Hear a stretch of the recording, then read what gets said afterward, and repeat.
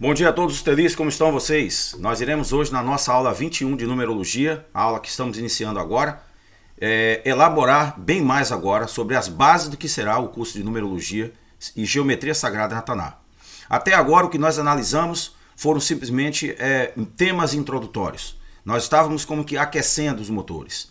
A partir de agora da geometria, nós vamos agora juntar todo o conhecimento da geometria sagrada, da psique, da previsão astrológica, dos símbolos, das efemérides, das colocações astrológicas que pertencem aos nossos signos, quais são os dias melhores e assim por diante. Só que antes de atribuirmos todos esses significados e colocarmos todas essas ideias em ordem, nós vamos começar principalmente analisando a personagem que nós criamos nas aulas anteriores, nas duas aulas anteriores, José Alberto dos Santos. Nós fizemos a sua análise numerológica segundo o sistema inglês. Eu já demonstrei para vocês que o sistema inglês não é completamente confiável, porque ele não se baseia numa etimologia, num estudo exato. Eu mencionei para vocês que o cabalista é aquele que pergunta qual a raiz dessa palavra que você está usando, né? Qual a raiz etimológica histórica dela. Então o cabalista não se engana facilmente com, vamos dizer, evoluções linguísticas ou reformas ortográficas. Ele é uma pessoa que tem um questionamento muito mais sério, muito mais científico. E é isso que nós vamos observar ao compararmos o sistema, o resultado numerológico que deu para Alberto dos Santos, e iremos comparar isso aí para que nós possamos criar o nosso sistema e entendermos por que o nosso sistema está funcionando, em vista de que nós temos aí a tese e a antítese. Olha só, nós temos duas ideias contrastantes, de forma que nós vamos terminarmos com uma síntese exata do que está acontecendo. A menos que nós analisemos as discrepâncias, nós não podemos entender de fato o que está acontecendo. Então, ao invés de evitar as ideias discordantes, nós vamos avançar em cima desse ponto, porque é justamente aí que nós vamos concluir exatamente o que nós estamos fazendo, para onde estamos indo. Então, na próxima aula, nós já vamos começar a falar sobre os métodos de previsão, e depois, na próxima aula, nós iremos a falar sobre quando a geometria, né, fala dos números, que vai ser uma aula muito interessante. Nós vamos começar agora a costurar aquilo que foi perdido durante séculos e séculos, que é a antiga magia dos navios hebreus. Por que os profetas conseguiam prever o futuro? E por que quando as pessoas olham para as profecias bíblicas e as profecias hebreias do passado, eles parecem desconfiar de que algo está errado, o que foi escrito posteriormente?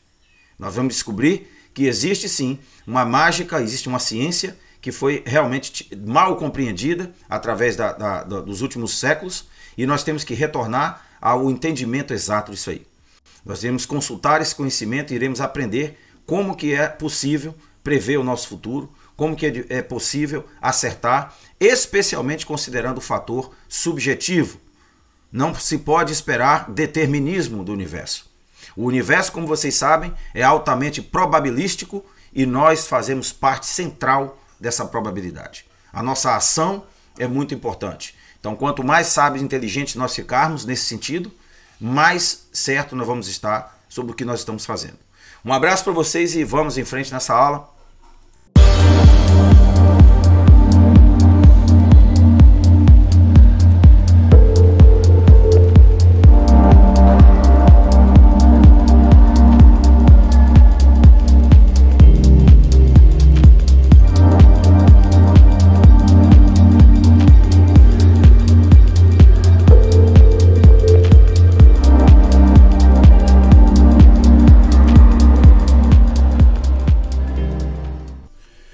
Assim, telis, para entendermos esse grande tema, segundo uma perspectiva clássica e não segundo a perspectiva moderna ou contemporânea, nós temos que fazer uma viagem no tempo.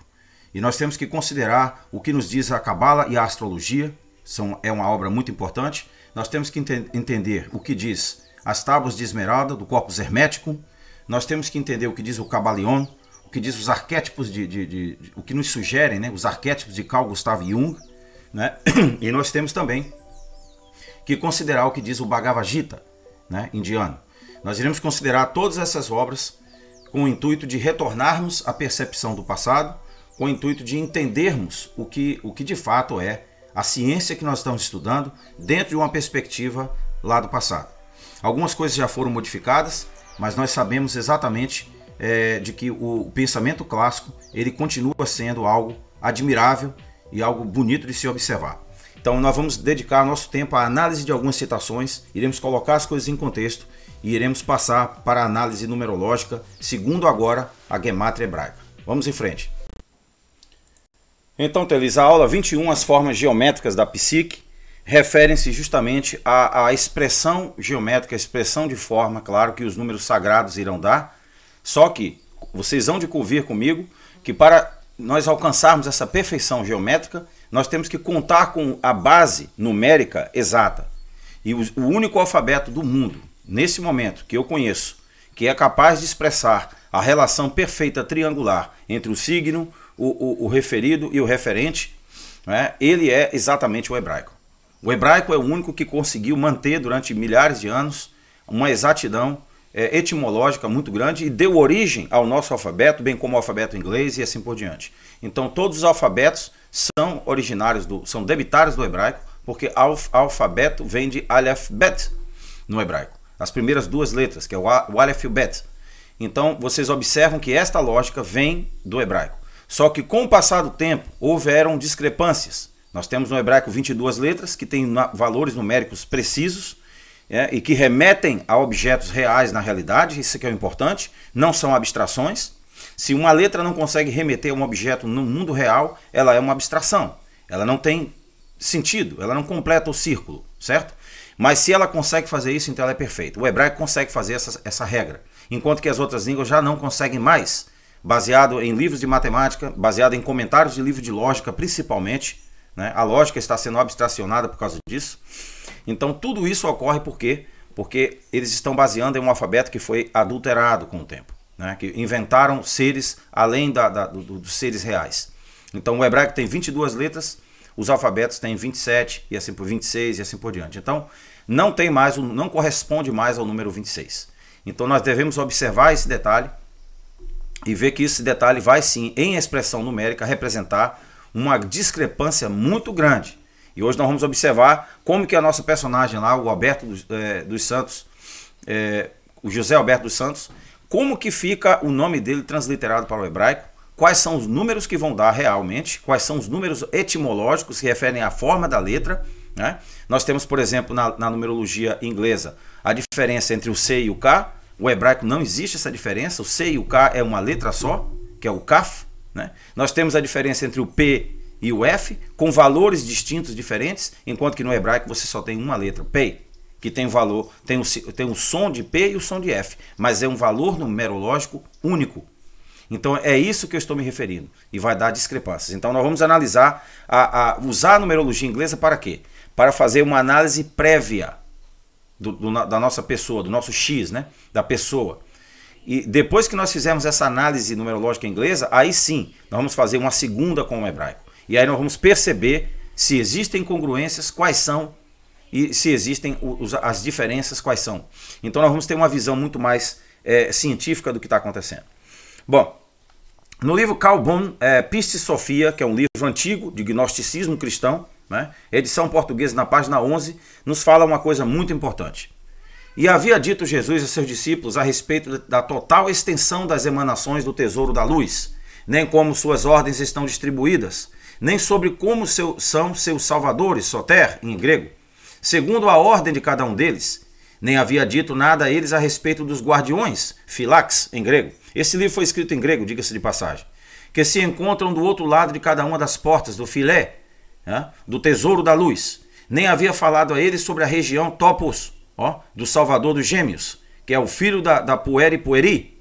Nem havia ele, Jesus, falado sobre as regiões dos 3 améns, em que as regiões estão presentes. Nem havia comentado em que regiões se encontram as 5 árvores, olha só, olha a expressão. E sobre os outros améns, especificamente as 7 vozes, o foné, né, como se diz em grego, e qual sua região e sua extensão. Tampouco havia falado Jesus e seus discípulos de que a natureza tipos são os 5 auxiliares para as testai, ou de que região topos foram trazidos. Nem ainda havia falado sobre como a grande luz foi emanada ou de que região ela foi trazida. Nem falou eles sobre as 5 impressões ou do primeiro mandamento, nem sobre de quais regiões vieram. Ele simplesmente falou genericamente, haplos, a respeito disso. Olha só, dizendo que existiam, mas não falou a eles de sua extensão e da ordem de suas regiões. Por isso os discípulos não sabiam que havia outras regiões dentro daquele mistério. Então o que esse livro está se referindo com esse aforismo que vocês estão vendo, que é típico da literatura gnóstica cristã, que nós aqui no curso Gilead defendemos, é nada mais do que uma ramificação do judaísmo. O cristianismo não é separado do judaísmo, de forma alguma, nunca foi. É um grupo sectário, é um grupo dissidente, um grupo dissidente do judaísmo, e que, portanto, preservou lá no passado as tradições judaicas, e principalmente os mistérios do conhecimento que Yeshua havia pregado, né? Então, vocês observam que não havia J, então o nome não é Jesus, é Yeshua, com Yod, né? Então vocês observam que aí já se muda completamente as coisas. Imagina se você tivesse que voltar no tempo e dissesse lá, eu gostaria de falar com Jesus. Alguém poderia saber de que você está falando? Não. Dificilmente as pessoas iriam identificar. Por quê? Porque você mudou uma letra.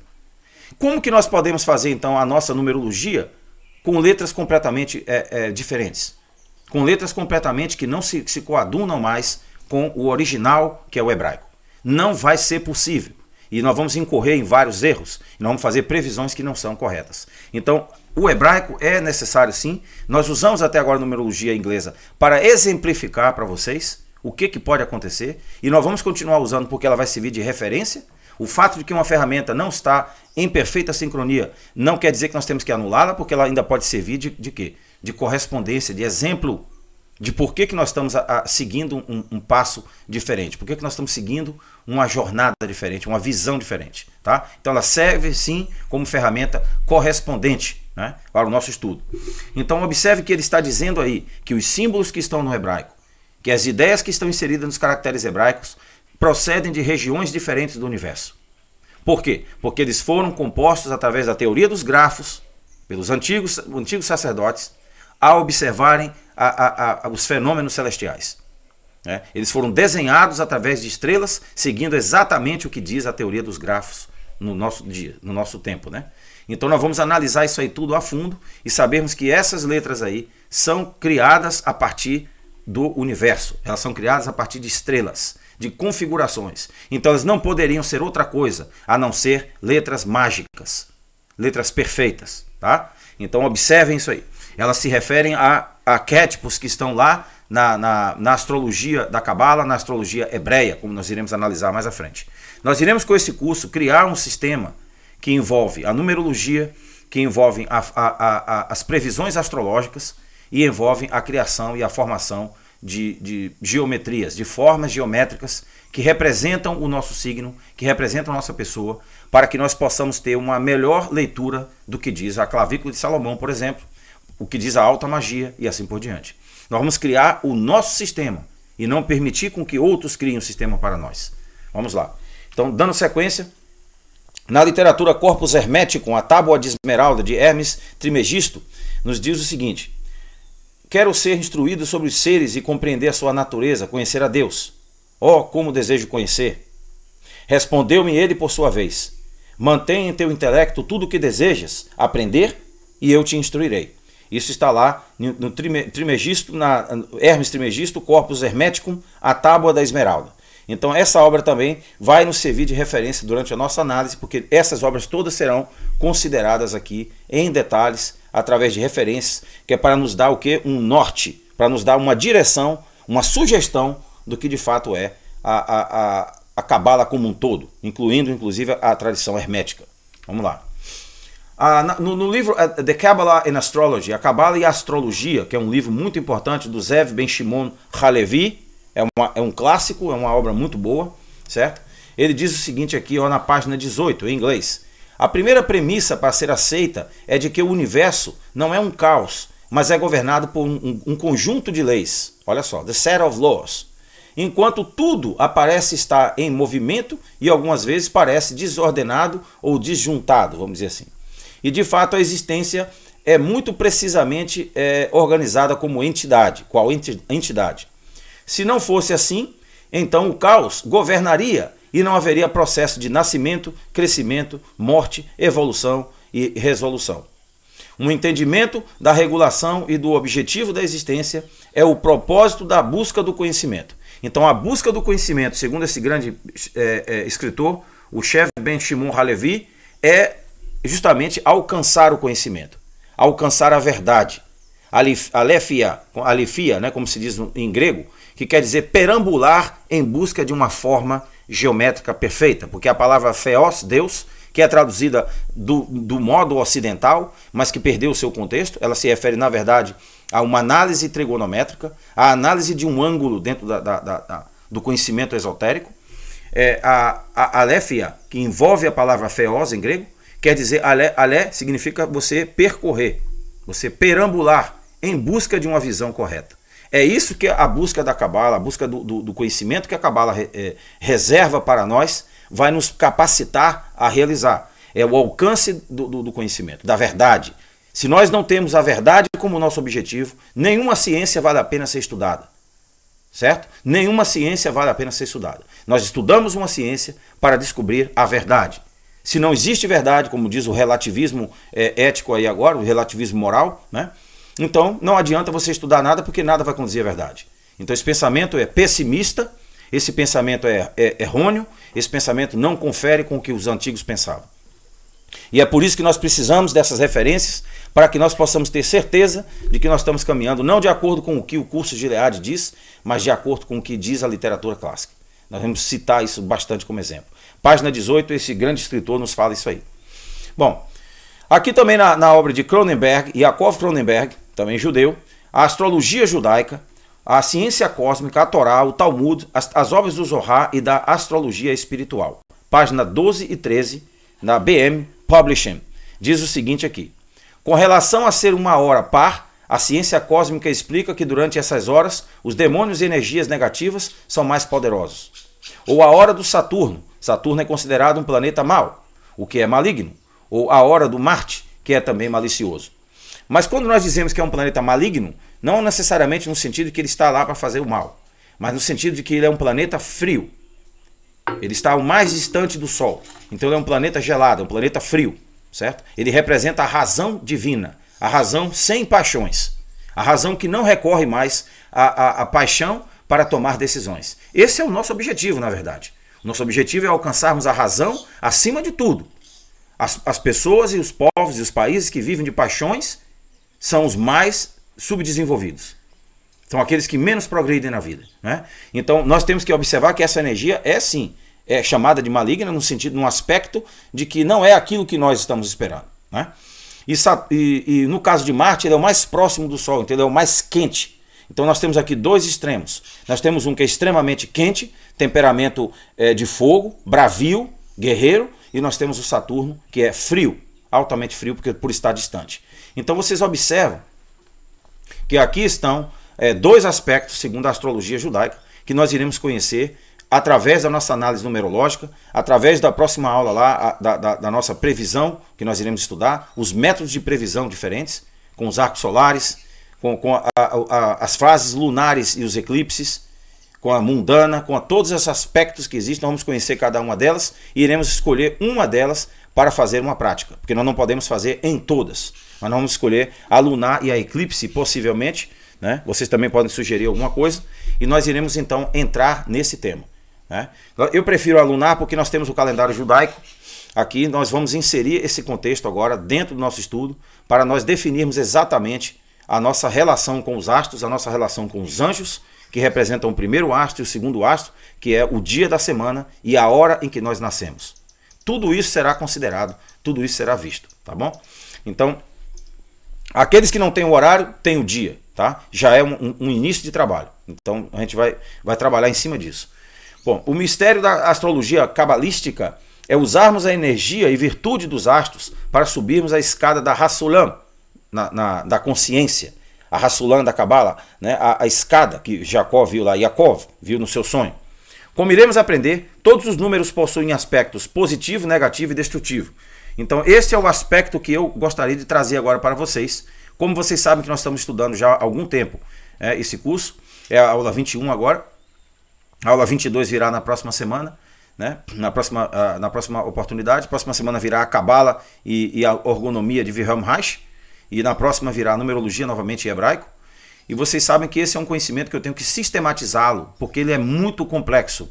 Então eu não posso simplesmente dar uma resposta simplista e irresponsável para agradar uma resposta. Não, nós temos que considerar todas as coisas a fim de que nós cheguemos juntos ao mesmo denominador, à mesma ideia do que é de fato essa ciência, tá? As ramificações dela, a gemátria e assim por diante. Então as formas, os arquétipos e a psique humana são conceitos que foram explorados e desenvolvidos em vários campos, incluindo filosofia, psicologia e antropologia. Essas ideias fornecem as percepções de quem somos nós, o que nós estamos fazendo neste mundo, qual o nosso karma, em que direção nós estamos indo. Sem esse conhecimento, nós estamos vivendo a vida como que ao Deus dará, como se diz em português, né? Nós estamos vivendo segundo a sorte. Nós não estamos vendo absolutamente nada. Nós não estamos sendo capazes de ver além do físico, além do óbvio. Nós temos que entender o metafísico e essa é a verdadeira metafísica. Quando disserem a você que a metafísica não tem sentido, que a metafísica não foi provada pela ciência e assim por diante, é um descontexto, é uma coisa completamente fora do comum. A verdadeira a metafísica se refere ao conhecimento da Cabala. Essa é a verdadeira metafísica. Aos astros, aos aspectos que eles têm sobre nós e aos nossos anjos e assim por diante. Então, como vocês viram aqui atrás, todo número, não podemos acreditar naqueles que dizem que o número só tem um aspecto negativo. O 7 é negativo. Não. Todo número possui o aspecto positivo, negativo e destrutivo. O nosso objetivo nesse mundo é confluir esses três aspectos de forma que eles possam entrar numa unidade. É criarmos aí agora uma raiz, né, uma proporção numérica que vai corresponder a esses três aspectos, de forma que nós temos que prestar atenção na qualidade que esse número vai dar e na forma geométrica que ele vai produzir.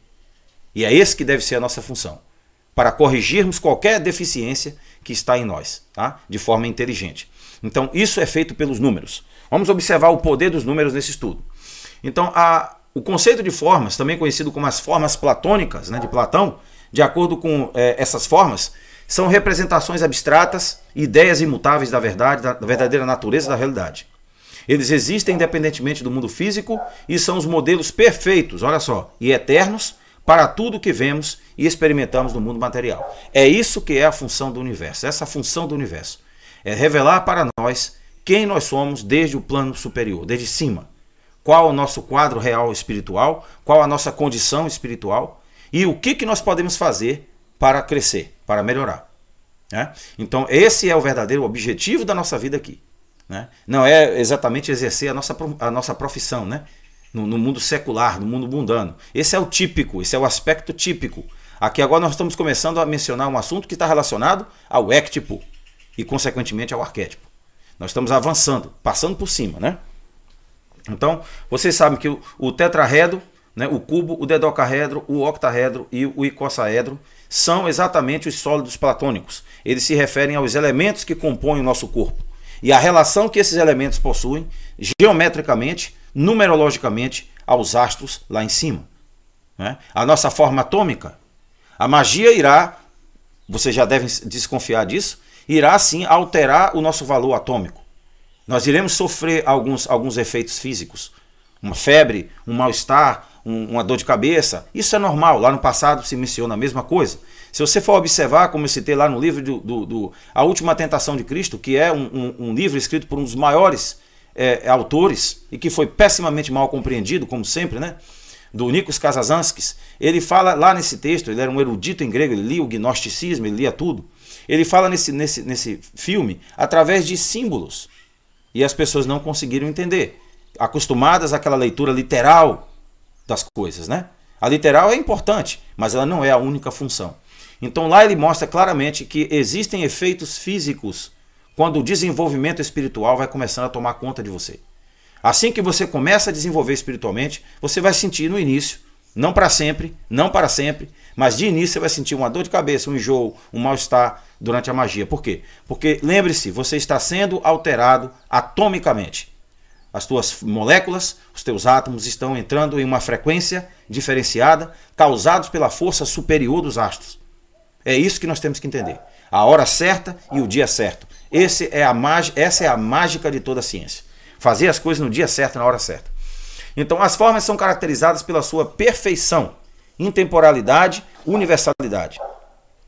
Há uma forma de círculo perfeito, e todos os círculos físicos são meras imitações imperfeitas dessa forma perfeita. Exatamente o que disse Platão.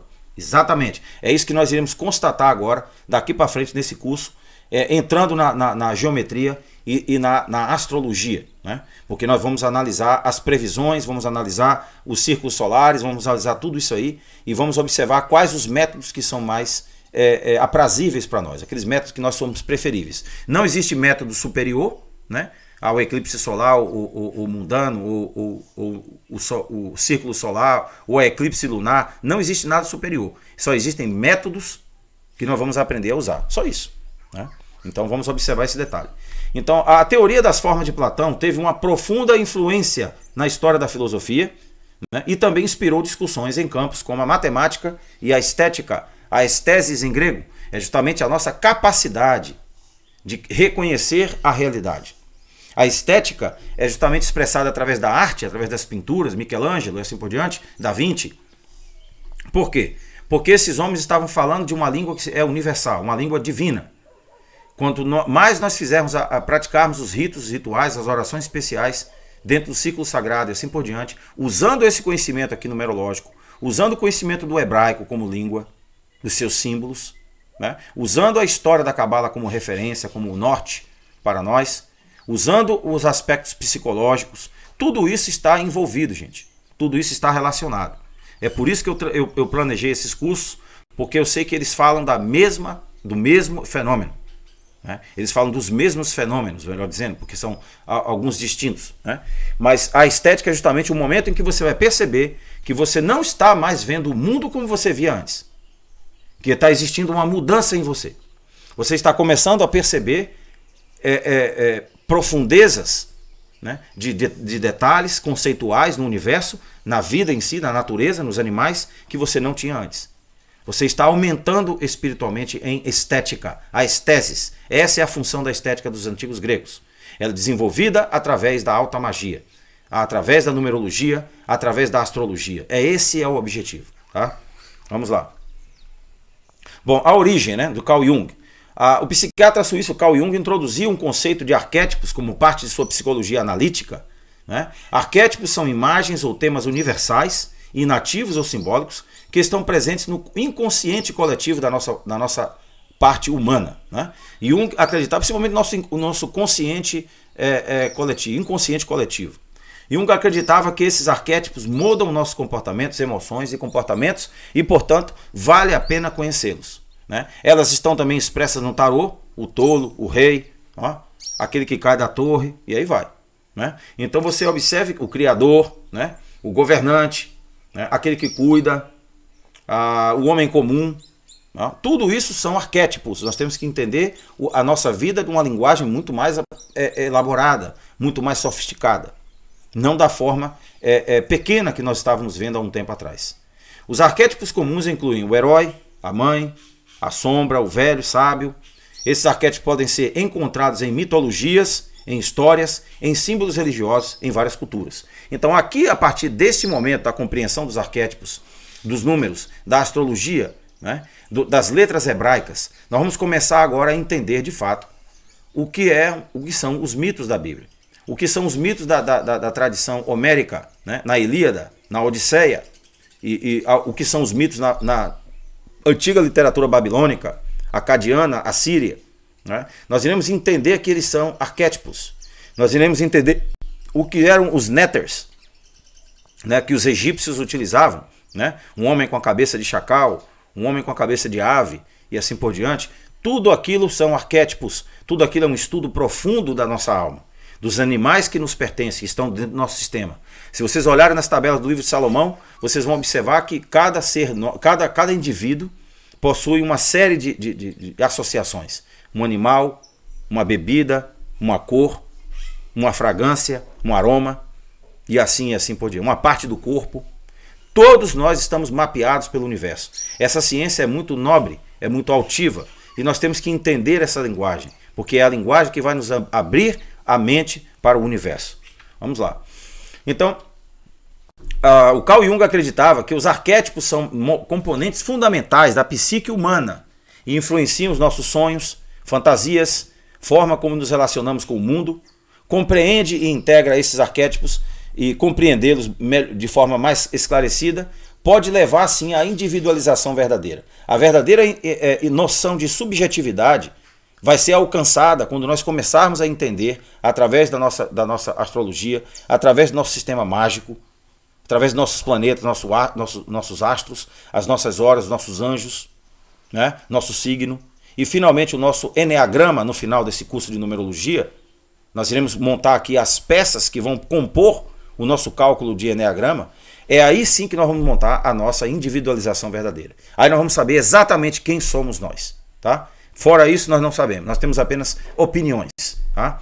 A psique humana refere-se à totalidade dos processos estruturados e estruturas psicológicas do indivíduo, incluindo os pensamentos, os sentimentos, as memórias, a consciência, né? Por que você lembra de coisas que você aparentemente não sabia que existia? Como é que isso é possível, né? Você chega num lugar e você acha, eu já estive nesse lugar, esse lugar é familiar, eu estou me sentindo bem aqui, o que é que está acontecendo? Tudo isso são fenômenos que nós precisamos abordar, tá? Incluindo o nosso estado de consciência, o nosso subconsciente e o nosso inconsciente, que são os três aspectos tão detalhadamente elaborados aí pelo grande Carl Jung.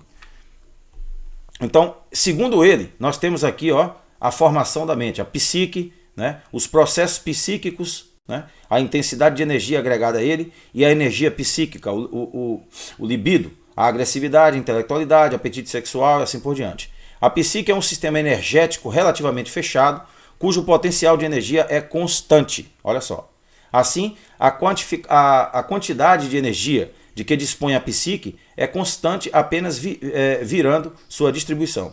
Então, o que ele está dizendo aqui é que existe um cálculo constante em nós aqui, né? E o que existe aqui é um potencial, que nós temos que descobrir qual é esse potencial, tá? E ele também é considerado como um sistema fechado. Por quê? Exatamente o que diz a Cabala. Nós temos 5 circuitos, a visão, tato, olfato, visão, audição, que são circuitos fechados. Ou seja, eles estão pré-programados para nos informar sobre o evento, mas não dizem absolutamente nada sobre o que é aquele evento. E nós acreditamos nos sentidos e nós começamos a investir naquilo para mais tarde nós entendermos que aquilo não corresponde a toda a verdade. Existe algo mais na nossa vida, na natureza, e é isso que o Carl Jung chama atenção na psicologia dele. A mente subconsciente também contém pensamentos, memórias, sentimentos que não estão na nossa consciência imediata, mas podem ser acessados com algum esforço. Então o treinamento espiritual, principalmente, né, para algumas pessoas que estão achando que não funciona, o círculo sagrado, você consagrar os metais, consagrar o tapete é fundamental. Porque você vai ser exposto a uma energia que vai literalmente despertar a tua mente inconsciente. Você vai começar aos poucos, de forma correta, a lembrar de aspectos que você tem, a lembrar de forças que você tem dentro de você, de qualidades que você tem, de conhecimentos intelectuais, de virtudes que você não estava percebido antes. O que a alta magia vai fazer é isso. Ela vai reunir nosso sistema, a nossa força, na plenitude da consagração. Por isso que a consagração agora, dia 1º, é a última vez dos metais. Quem não fez, procure fazer. Não precisa ser muito elaborado, só precisa ser um metal simples, né, escrito com as letras. E depois, então, nós fazemos a consagração, lá em janeiro, do tapete sagrado. Quando você tiver com os 2 consagrados e você fizer o ritual, você vai sentir o poder e a força que vai se desenvolver em você. E você vai literalmente começar a despertar o teu inconsciente, e você vai começar a despertar as células que estão no teu corpo, que não estão vivas, estão mortas, ou que não estão literalmente mortas, mas estão inativas. Você vai começar a despertar isso em você. Então a prática da magia, ela é intimamente associada à prática do conhecimento. Tudo que nós estamos analisando pertence a um contexto também teórico, mas também pertence ao contexto prático, porque sem a prática a teoria não nos servirá de absolutamente nada, né? Então a mente inconsciente, como discutida por Jung, contém elementos mais profundos, mais universais, incluindo os arquétipos. Esses elementos inconscientes podem moldar o nosso comportamento e respostas emocionais sem o nosso conhecimento consciente. Então você pode solucionar muitos problemas em você mesmo e na tua vida, sem precisar brigar com ninguém, sem precisar entrar na justiça, sem precisar fazer absolutamente nada. Você pode fazer com que as portas vão se abrindo diante de você de uma forma misteriosa. Não tentemos explicar a tudo. O conhecimento da alta magia cabalística, ele é misterioso. Né? Mistério tufeu, como se diz no Novo Testamento em grego e na literatura clássica da filosofia grega. Né? Mistério de Deus. Ó, é um mistério, mas ela funciona. Em resumo, o conceito das formas, arquétipos e a psique humana estão todos relacionados à nossa compreensão da realidade e da experiência humana. As formas representam ideias abstratas e perfeitas que sustentam o mundo físico, enquanto os arquétipos são símbolos e temas universais que influenciam a nossa psicologia e cultura. A psique humana engloba as nossas mentes conscientes, subconscientes e inconscientes, com esta última contendo os elementos como arquétipos e desempenham um papel significativo na formação dos nossos pensamentos e comportamentos. Então, esses conceitos, esses três aspectos que nós vamos estudar agora na geometria sagrada, juntamente com a sua relação com a astrologia, com as previsões, com os símbolos, com a observação dos astros, o que eu sugiro é que mais à frente, né, quem puder, quem quiser, comprar um telescópio e aplicar aquilo que nós vamos passar aqui. Vamos passar aqui muita coisa interessante e que nós vamos ter que observar através de telescópios e sabermos exatamente o que está acontecendo aqui embaixo e conferirmos o conhecimento, principalmente com respeito aos nossos astros, primeiro e segundo astro. Essa é a nossa função. A partir de Albert Einstein, sabe-se que o espaço-tempo é curvo. A imensidão do universo lembra um balão de ar que se infla nesse espaço-tempo relativo. Quando o volume do universo tende ao infinito, a curvatura de sua superfície e de sua densidade tendem a chegar ao zero. Aqui está o zero, ó, né? Representado aqui no aspecto dual, ó, o dualismo. Você pega o 8 e divide por 2, ele vai dar 4. Ó, expansão do conhecimento divino. Então tudo isso é um símbolo. Né? A teoria da relatividade vem do Albert Einstein. Por quê? Porque ele tinha uma mente judaica, ele tinha uma perspectiva treinada dentro dos temas do judaísmo, dentro das ideias iluminadas, dentro das ideias maiores. O judaísmo não é uma política, né? Como nós vimos lá na nossa live, né? Não é um sionismo. O judaísmo é uma filosofia altamente iluminada, altamente esclarecida, né? E que conta com milênios, né? Multimilenar na sua experiência. Isso sim é o melhor do judaísmo. O aspecto político, né, não é tão atraente assim. Ele gera muitos problemas. Mas o aspecto filosófico, que é o que nós estamos interessados, nós não estamos interessados em solucionar o mundo externamente, nós estamos interessados em resolver primeiro a nossa questão. Conhece a ti mesmo, é o que disse Sócrates, não conheça o mundo. Não, conhece a ti mesmo. Então o que nós vamos fazer é melhorar a nós. A obrigação de cada um indivíduo nesse mundo é de melhorar o seu status diante do universo. E não ficar pendurado nas costas dos outros. Né? É isso que nós vamos aprender com essa ciência sagrada. Bom, no livro de Robert J. Spitzer, New Proofs for the Existence of God, as novas provas para a existência de Deus, ele diz uma coisa na página 24 aqui, ó, interessante, sobre a lei da termodinâmica, a segunda lei. A segunda lei da termodinâmica diz, basicamente, que certos tipos de processos ocorrem apenas em uma direção. Suponha, por exemplo, que alguém abre uma garrafa na qual tenha gás em alta pressão. O gás sairá da garrafa até que o gás que sobre nela tenha a mesma pressão que o ambiente.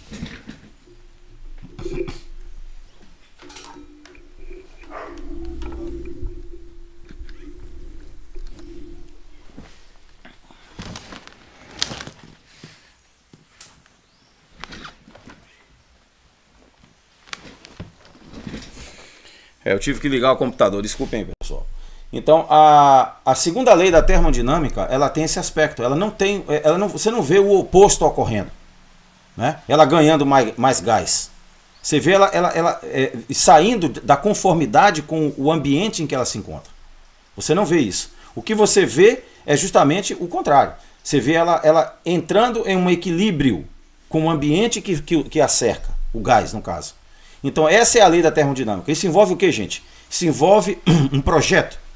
Porque se isso não acontecesse, haveria uma tragédia. Haveria um acidente. Então vocês observam que as leis da física mostram que existe sim uma ideia de inteligência aí inserida na natureza.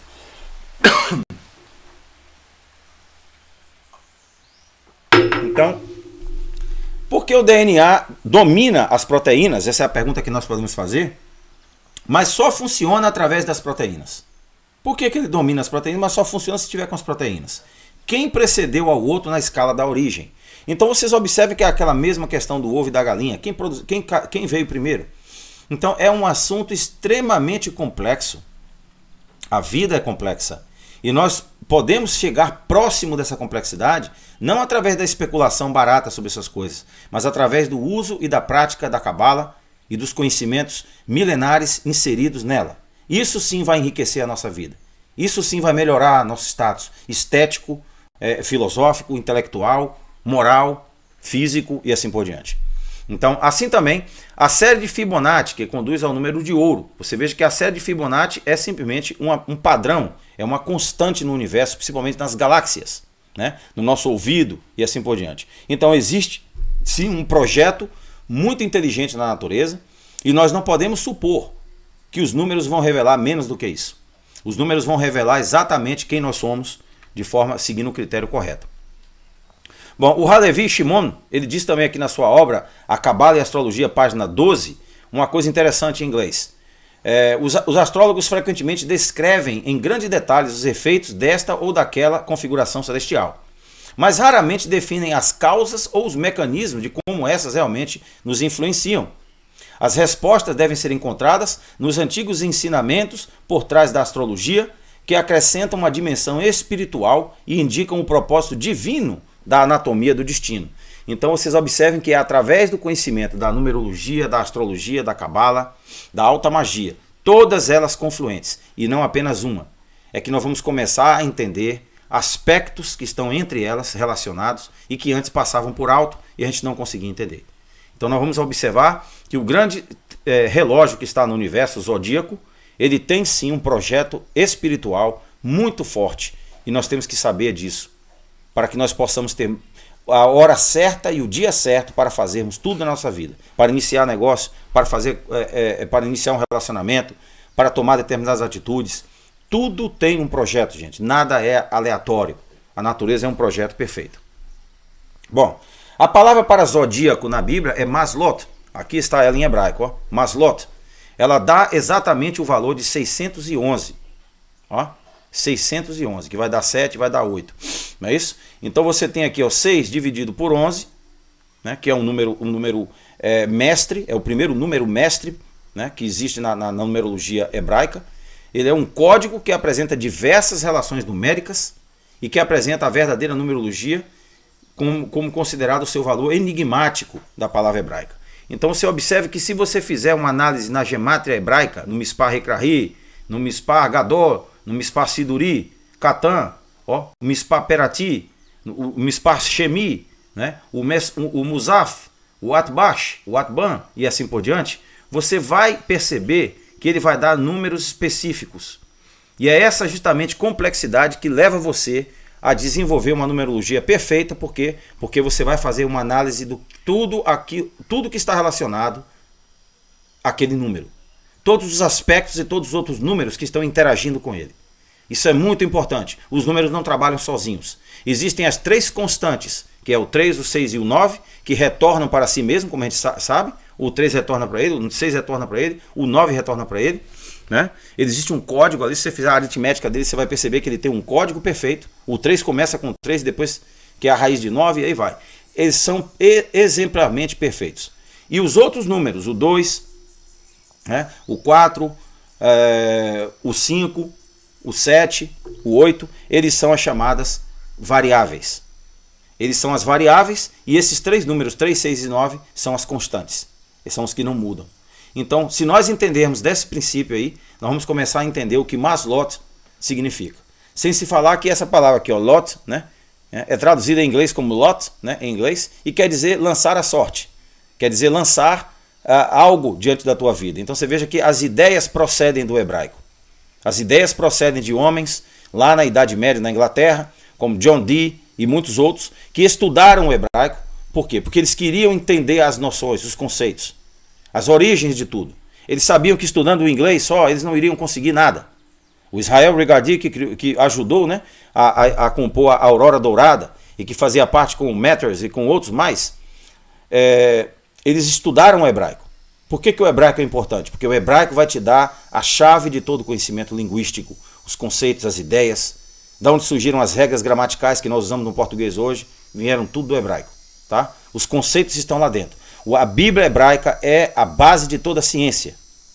E nós vamos mostrar isso aqui de forma bastante clara, contundente, sem nenhuma dúvida, sem nenhuma falta de transparência.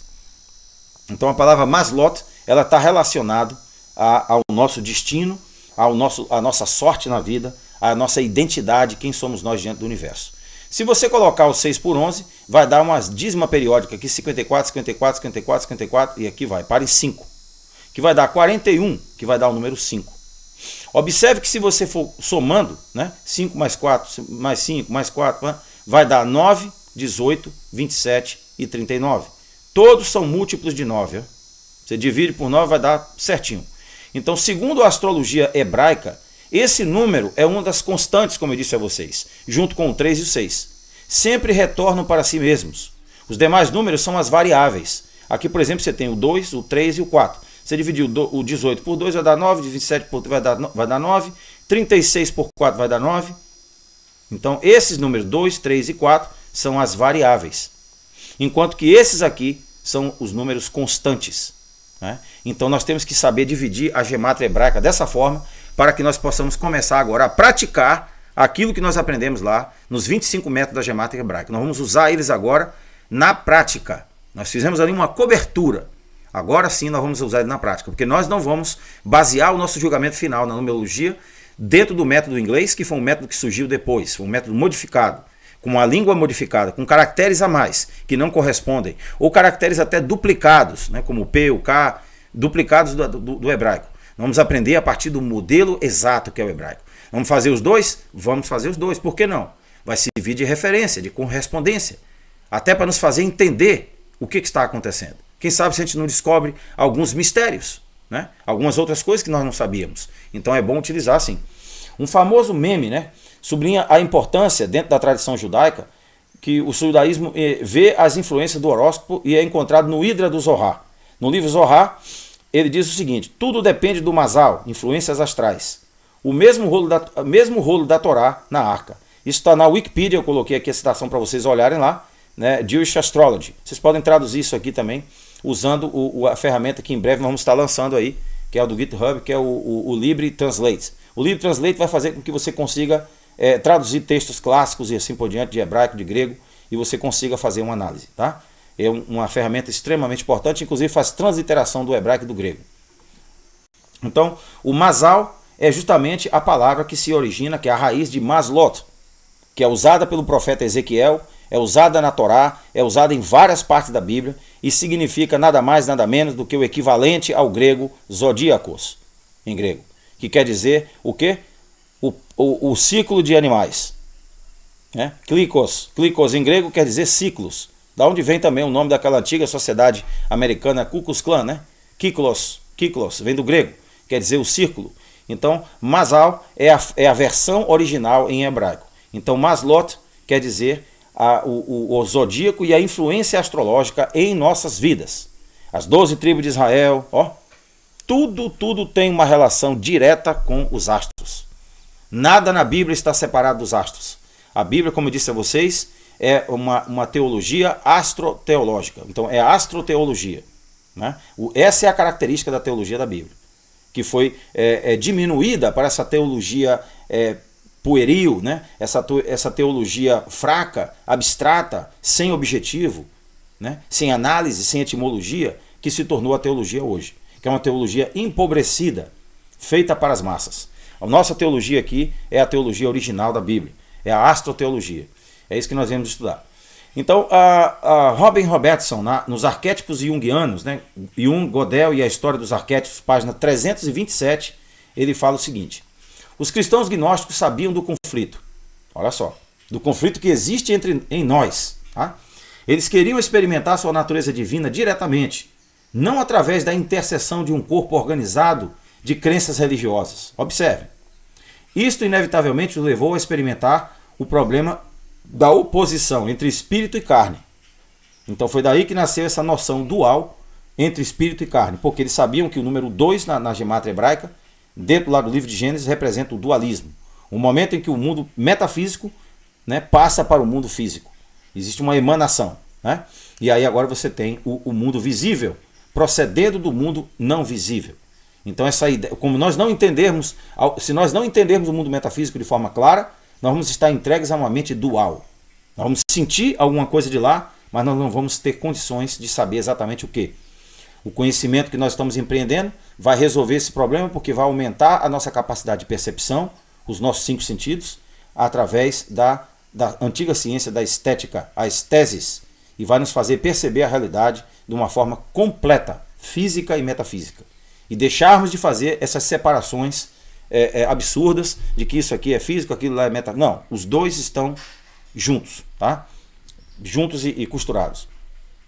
Daí a noção dual que precisa ser reconciliada com a unidade, a sinergia, a mônada. Então é isso que esse livro vai nos levar a considerar. Nós temos a necessidade, o trabalho de correlacionar os dois aspectos da nossa realidade, né? O aspecto dual. A ideia do divino, quão complexo é o divino? A teoria de Copérnico, por exemplo, lá no período medieval, foi a primeira intimação de que talvez a natureza da realidade dispensasse da posição do observador.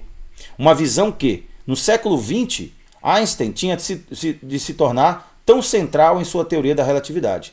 Então a posição do observador é o quê? É a capacidade probabilística do universo. Existe um cálculo de probabilidade dentro das 25 gemátrias. Nós vamos aprender isso, que envolve o quê? A tua decisão, a tua escolha.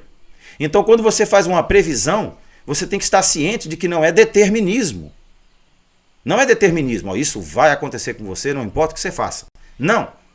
Existe um aspecto aí interessante, existe uma porta de fuga, que é quando você se esclarece e adquire então agora o poder sobre as tuas próprias ações. Você se torna um sujeito. O papel da tua escolha pessoal, que é o livre-arbítrio, que alguns dizem que não existe, e eu vou mostrar para vocês que existe sim. Este papel também é considerado. Só que existe uma forma correta de você agir nesse momento. E é por isso que alguns desconfiam que o livre-arbítrio não possa existir. Vamos saber que a posição do observador é justamente o que Albert Einstein entendeu como relatividade. As coisas podem acontecer, relativos, contingentes à ação do sujeito. Se o sujeito sim o fizer, vai acontecer. Se o sujeito não quiser fazer, não irá acontecer. Só que muitas pessoas que não estão no nível espiritual, elas são conduzidas pelas suas emoções, pelos seus aspectos animais inferiores, que a Cabala menciona, e essas pessoas estão fadadas a seguir literalmente o que dizem os astros. Então esses são deterministas. Mas a pessoa que começa a estudar a Cabala e começa a imaginar que ele é um ser capaz de pensar, é capaz de racionalizar o mundo, né? Sem dizer de passagem aí que o razão, de razão vem do hebraico, do livro de Isaías, né? Está em outras partes também. Então se a pessoa começa a entender que ele é um sujeito, o determinismo aí acaba. O determinismo não tem mais função na nossa vida. Nós podemos escolher, eu quero isso aqui e eu quero aquilo. E eu quero por causa disso e disso e disso. Toda decisão é um cálculo, né? O cálculo, por exemplo, o cálculo que a gente aprende na matemática, né? Matemática de engenharia, estudo cálculo integral, diferencial. O cálculo está em nós. Nós é que perdemos o contato com o cálculo. Mas ele está em nós. Tudo que nós vamos fazer na vida tem um cálculo. A única coisa que nós temos que fazer é o quê? Sintonizarmos o nosso cálculo com uma ciência que realmente sirva de referência. E essa ciência que serve de referência é a Cabala judaica, né? Juntamente com as suas ramificações também pelo mundo afora, pelos sistemas. Porque nós não queremos resumir os assuntos, como vocês sabem. Então na página 28 ele diz isso, ó, que a relatividade surge justamente de uma posição ontológica do conhecimento clássico, que é a posição do observador. Então nós somos importantes nisso aí. Se nós não fizermos nada e esperarmos que tudo venha para nós, e não fizermos o círculo, não fizermos instrumentos e achar que não se preocupe que Deus vai cuidar de tudo, você está caindo de volta para o determinismo. Porque os planetas têm um poder muito grande de levar você a fazer determinadas coisas. Agora, por exemplo, nós estamos num período de guerra. Marte, né, Escorpião, período de guerra. Se as pessoas que estão fazendo guerra agora pararem para pensar, elas vão descobrir que elas estão sendo deterministas. Elas estão sendo levadas pela circunstância dos astros. Os antigos diziam lá no período clássico que nós temos que vencer as esferas astrais para que a gente possa subir a escada. Se você se detém pelo determinismo, você não tem muito futuro.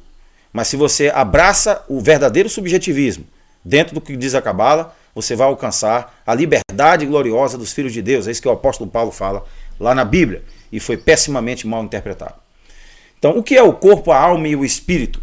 O corpo é a estrutura física de tudo que existe, manifestado, no mundo manifestado. É o aspecto do sistema que se conhece melhor, apesar de tudo, o que seu psiquismo e seu processo de memórias escondem, ainda largamente ignorados. Este é o verdadeiro o veículo do nosso ego, ego em grego, né? Que quer dizer eu, né? A primeira pessoa. Né? Então você observe que essa palavra ego ficou taxada, ficou representada como sendo a nossa voz interna, nosso ego, que precisa ser o quê? Precisa ser colocada em harmonia, como você faz com um instrumento, como você faz com um violino, com a viola. Você precisa afinar o ego, para que ele não fique tão exacerbado.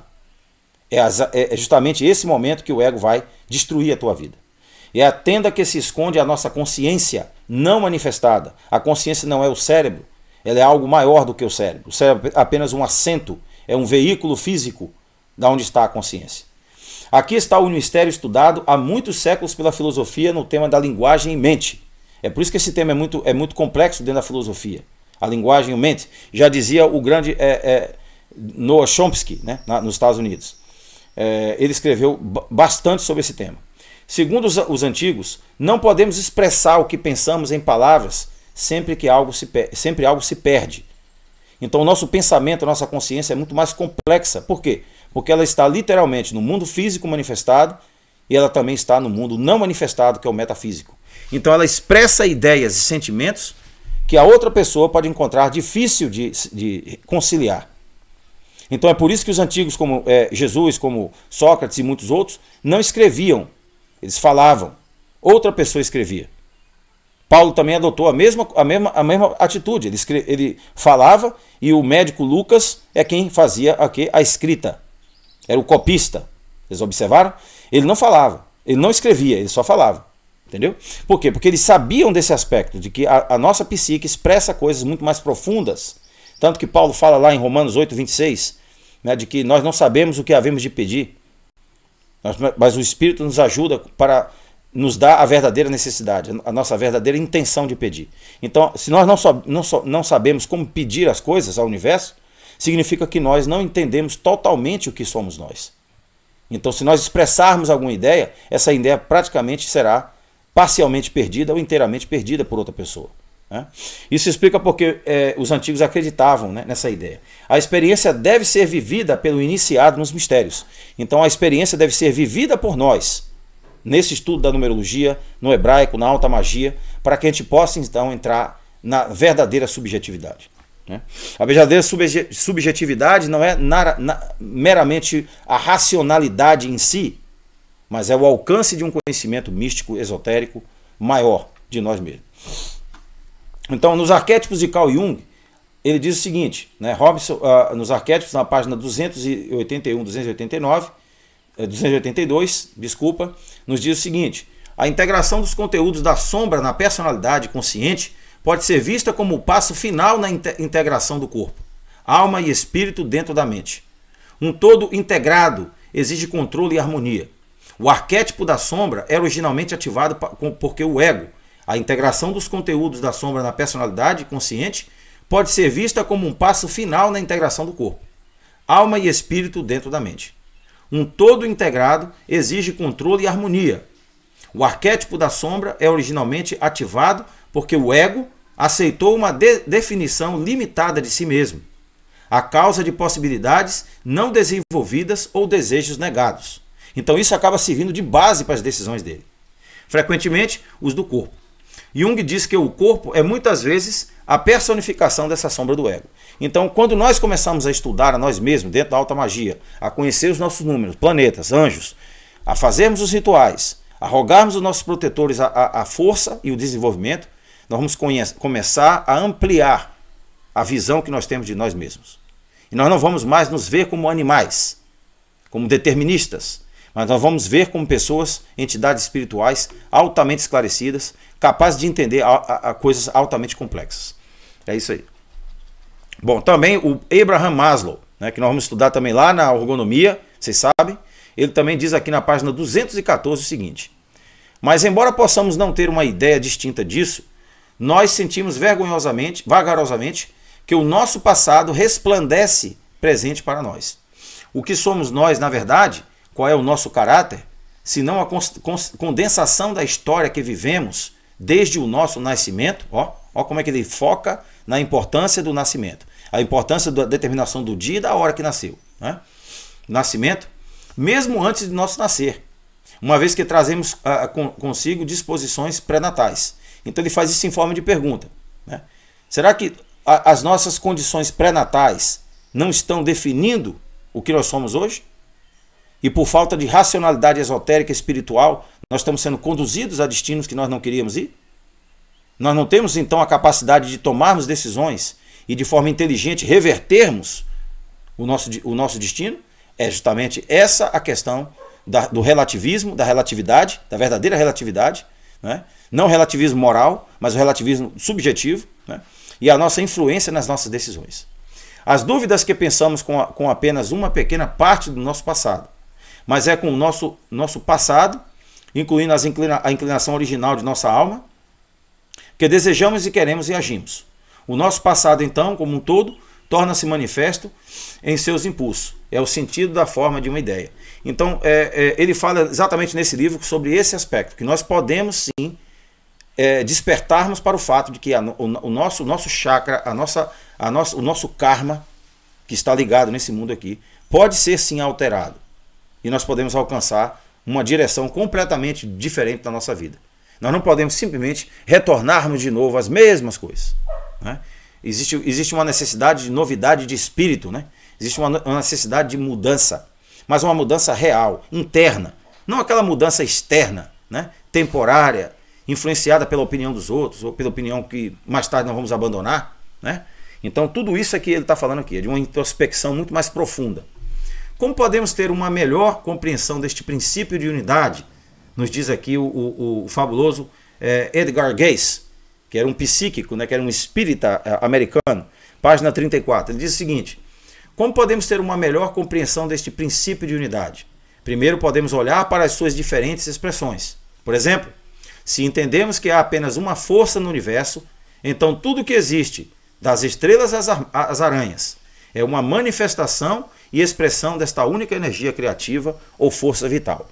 Quando nós conseguirmos entender isso aí, nós já vamos sim estar entrando na ideia da mônada, na unidade com o ser divino, na unidade com a mente divina que rege o universo.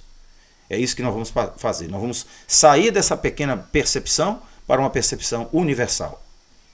Quão diferente seria essa percepção se todos buscassem esse caminho? O mundo seria completamente revolucionado. A verdadeira revolução do mundo ocorreria, né? Então, é importante esse trabalho que nós estamos fazendo, muito mais do que importante. Ele era para ser feito ontem.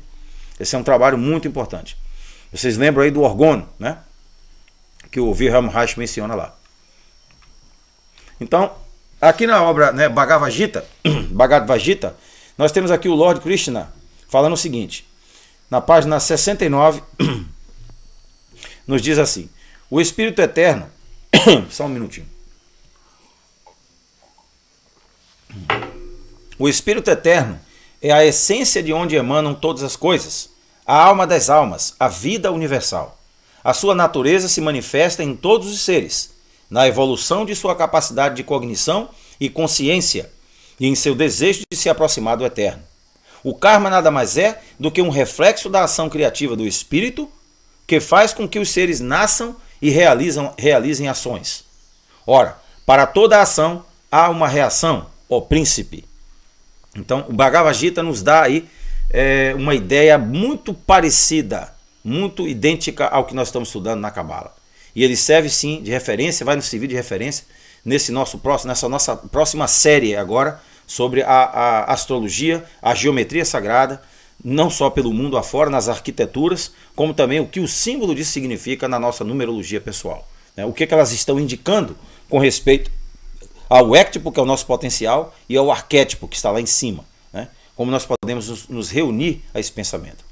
Também o grande autor Arthur Avalon, The Serpent Power, ou seja, o poder da serpente, ele nos diz aqui na página 26 o seguinte: a realidade final ou irredutível é o espírito, no sentido da consciência pura, a partir do qual, como e pelo seu poder, a mente e a matéria procedem.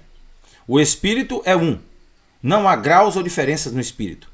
O espírito que está no homem é o único espírito que está em tudo e que, como objeto de adoração, é o Senhor, Svarha, ou Deus. Mente e matéria são muitos e de muitos graus e qualidades. O Atma, vocês lembram do Atma, né? Atá, até, que está na segunda pessoa do verbo em hebraico. A segunda pessoa do verbo, né? Atá, até. Não é isso?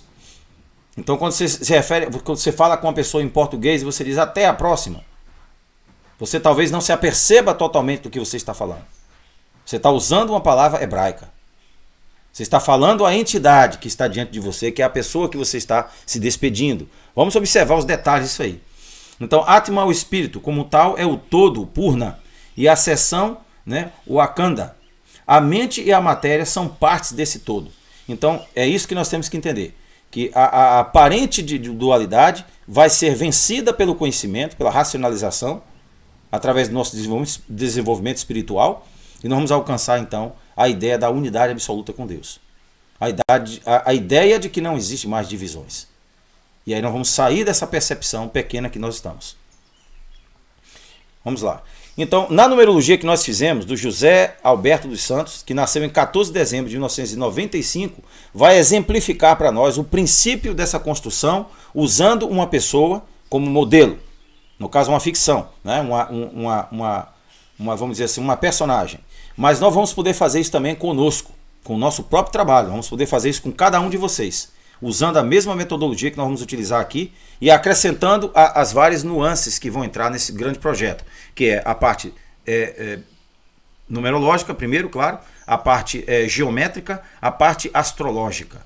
Então, nós vamos juntar esses três pedaços aí para nós conseguirmos fazer uma análise profunda de cada um das pessoas, de cada um dos indivíduos.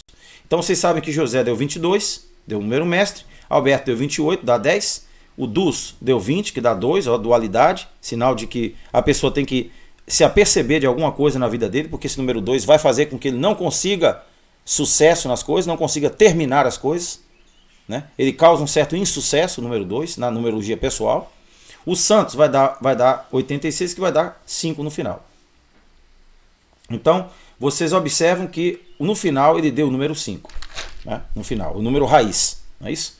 Então, vocês observam que o número total deu 86. Então, vocês observam que o número 5 deve ser considerado dentro do cálculo de função, né?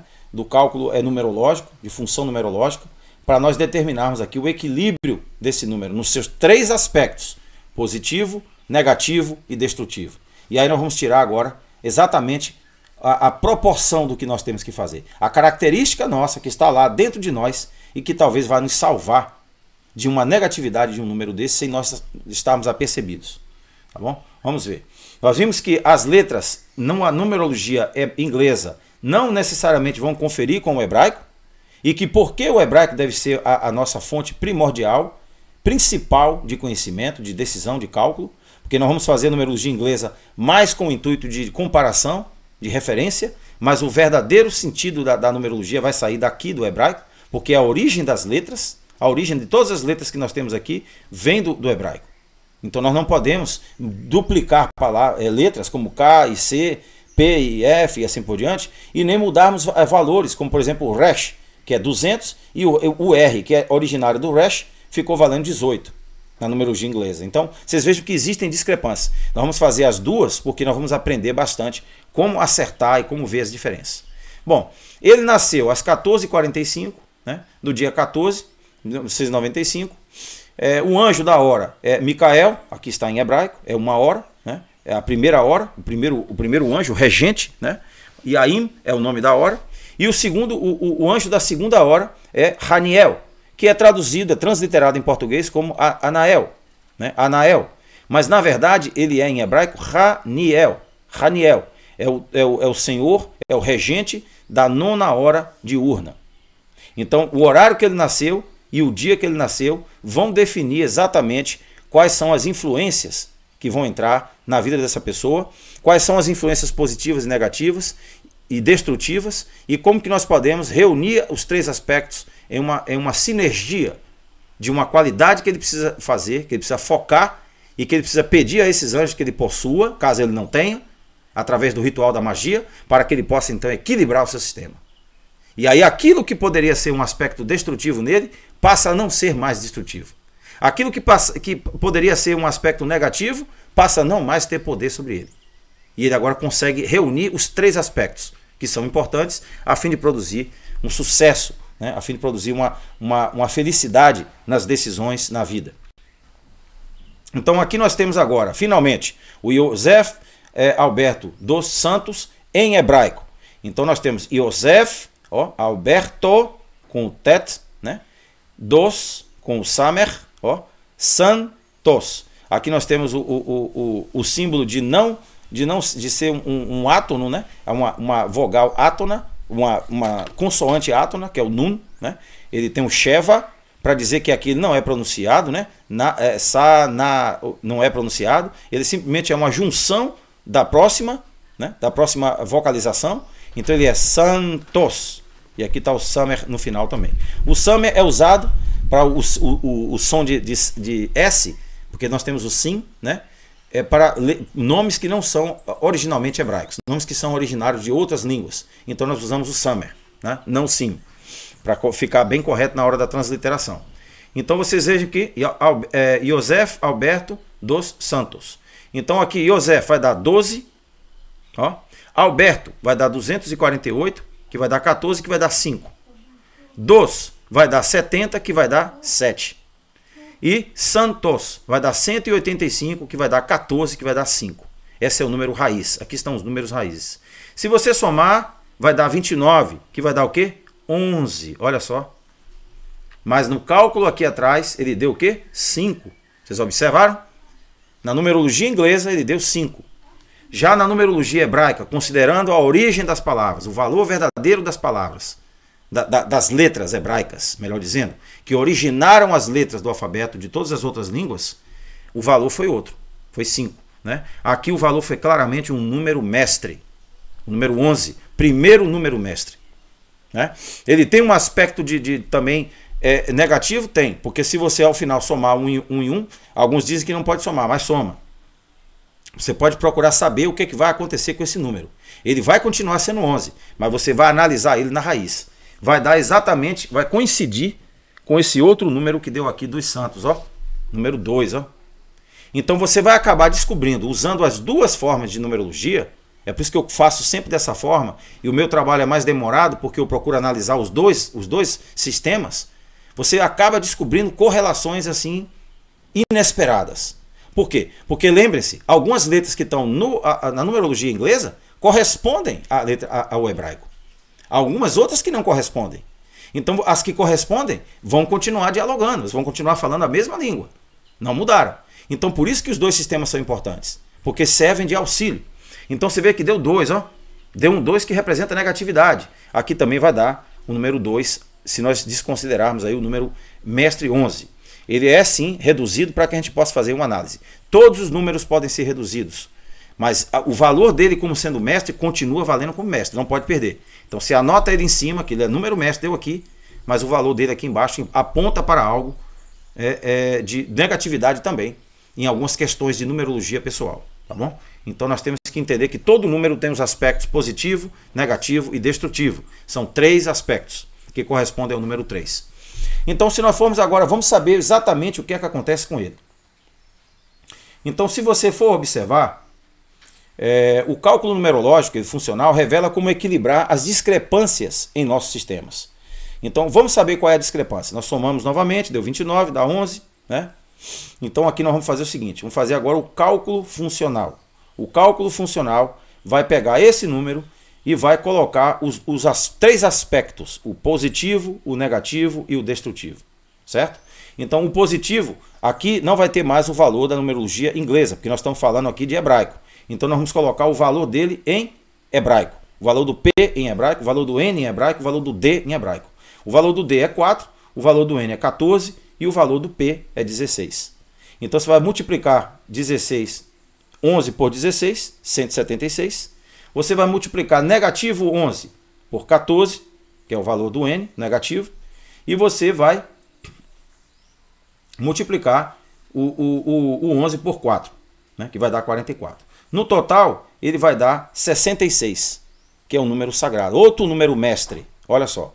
Nós revelamos lá atrás o número 11 e agora estamos descobrindo o número 66. 2 números mestres na história de José Alberto dos Santos. Nós só temos agora que fazer a interpretação desses números, né, e sabermos que ele tem sim, aspecto negativo tem um 2 aí na história aí perdido. Mas ele também tem outros aspectos que podem fazê-lo vencer qualquer negatividade que esteja no mapa astrológico dele. No mapa numerológico, principalmente. Porque o mapa astrológico vai vir como uma sequência para fazer justamente a junção dos dois sistemas. Que é isso que basicamente a magia está fazendo, só que de uma forma não explicada. Quando você entra no ciclo sagrado, você está fazendo numerologia, está fazendo tudo. Só que de forma inconsciente. E aqui nós estamos fazendo de forma consciente, né? Então você veja que o 66 é justamente a junção, né, do 11, 22 e assim por diante. O 33, né? Então você vai observar que o número 66 aqui vai dar exatamente, né, como número mestre, segundo número mestre do nosso querido aí José Alberto dos Santos. Então é basicamente isso aí que nós vamos fazer. Vamos fazer um cálculo de nós baseado nesse sistema. Vamos analisar quais são os números ocultos que estão em nós. Se existem números que são de karma, qual é o karma que você tem. Você, como pessoa, vai reconhecer que tem aquele karma. Você vai saber a tua vida, porque os números vão te dizer a verdade sobre você, né? E nós iremos aprender isso aqui na prática, como que esse sistema funciona. E agora nós vamos depois fazer o quê? A ligação disso aqui com o nosso plano astrológico. Com o nosso planeta, com o nosso anjo, com o nosso signo, né? Com as conjunções, com os aspectos solares, com os eclipses lunares e assim por diante. Então vamos fazer aqui uma costura aqui enorme a partir de hoje e nós vamos conhecer bastante sobre esse sistema para nos ajudar a adquirirmos a consciência de quem somos nós. O número mestre 66 é um dos números que carregam as energias do triângulo da iluminação. É o 11, 22, 33. Você está especialmente intrinsecamente ligado ao número mestre 33, que reduz a 6. Combinadas as energias de 36 e 6, definem o ser de um mestre ascendido. Ó. E você tem um aspecto em você, no caso aí José Alberto dos Santos, tem um aspecto nele que é o de um mestre ascendido. Ou seja, tem um aspecto de autoconhecimento e sabedoria dentro dele que precisam vir à tona a fim de contrapor a força negativa que possa existir nele. Essencialmente, os números mestre são números de 2 dígitos que consistem em um número repetitivo que se espelha. As energias desse número repetido são assim amplificadas. Os exemplos mais comuns são o número mestre 11, 22 e 33.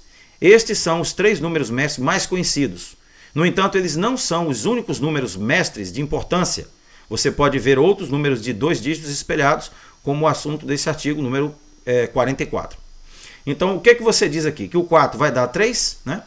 E o 13, e o 13 vai dar exatamente o valor do que está lá na palavra Mazel Tov, né? Mazel Tov. Mazel Tov é justamente a palavra Maslot, a raiz dela, Mazel, e o bom, né? Mazel Tov. Quando você cumprimentar uma pessoa, aprenda a citar essas palavras aqui agora. Não cite mais olá. Olá em hebraico significa que a pessoa está sendo oferecida em sacrifício. Olá foi a mesma palavra usada lá no livro de Reis, né? Para se referir ao sacrifício, né? Da filha lá do guerreiro que foi guerrear contra os amonitas, né? Então vocês observem que essa palavra não é de conotação positiva. É uma palavra negativa. Ela significa aquilo que vai ser oferecido em sacrifício, aquilo que vai encarar as chamas da morte, né? Então o cumprimento mais educado, mais elucidado, mais positivo, que vai trazer energia positiva para você, é você falar de acordo com o Maslot, com a palavra hebraica que significa o zodíaco, que é Mazel Tov. Ó, cumprimente uma pessoa com essa palavra. Comece a mudar o teu vocabulário, comece a mudar o teu conhecimento a partir do que nós estamos aprendendo aqui no curso de Gilead, no hebraico, na numerologia, na geometria sagrada, na psicologia, no ritual mágico. Vamos começar a mudar nosso vocabulário e vamos invocar as palavras que dão poder à nossa vida, que literalmente transformam nossas palavras em poder. Porque é isso que nós somos e nós vamos conhecer isso através desse estudo profundo. Entendeu? Então vocês observem que os antigos diziam, por exemplo, tudo é organizado pelos números, Pitágoras no século V. Conhece-te a ti mesmo e tu conhecerás o universo e os deuses, Sócrates, século V antes da nossa era comum.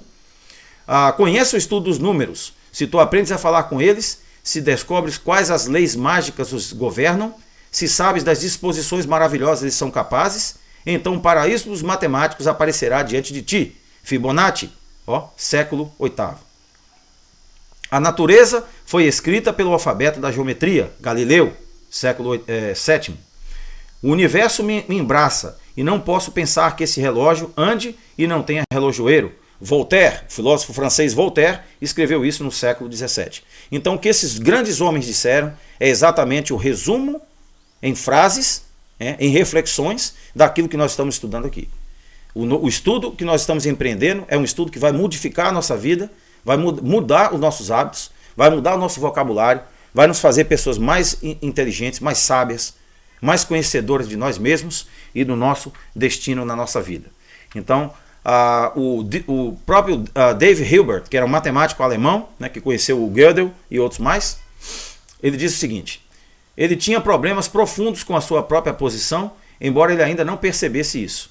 Definitiva e ao mesmo tempo ele acreditava tanto quanto Gödel que a matemática estava preocupada com formas arquétipas, olha só.